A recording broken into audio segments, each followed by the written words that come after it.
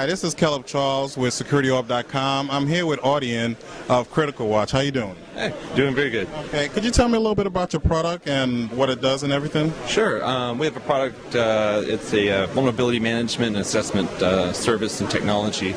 So it's delivered either software as a service, or for people who don't want any of their information going outside the network, we can deliver it as a turnkey appliance that they can keep inside their network. Right.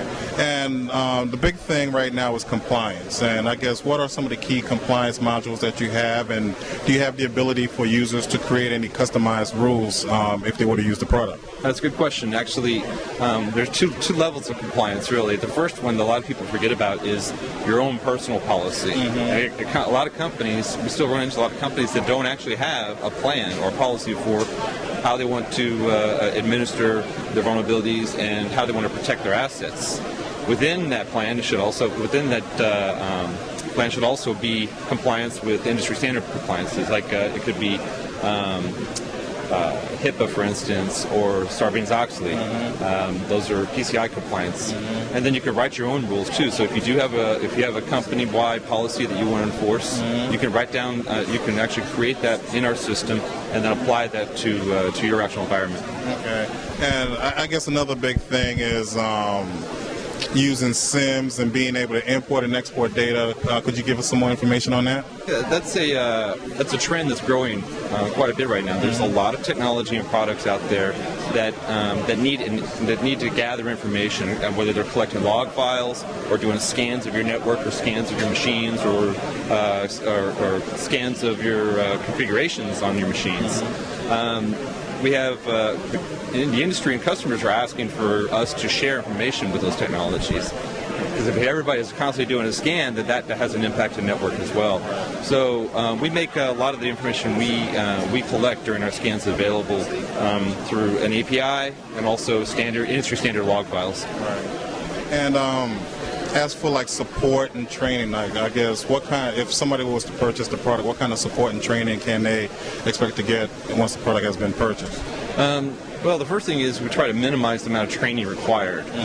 So how do you try to do that? Well, a lot of it's through intelligence. So you can run a lot of technologies. What you don't want is have somebody have to go off and get an education just on the report that you give them.